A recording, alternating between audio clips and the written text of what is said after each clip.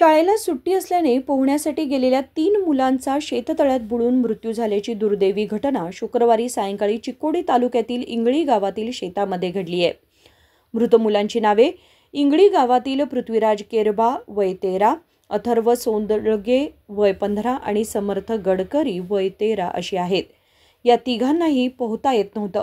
ते तिघेही पोहायला शिकण्यासाठी सायकलवरून गावाबाहेरील शेततळ्याकडे गेले होते, मात्र पोहता न आल्यामुळे तिघांचाही पाण्यात बुडून मृत्यू झाला।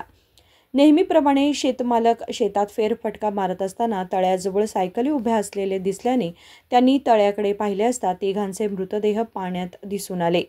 या घटनेबाबत अंकली पोलीस ठाण्यामध्ये गुन्हा दाखल करण्यात आलाय। राजशेखर हिरेमठ, KMM मराठी, बेळगाव।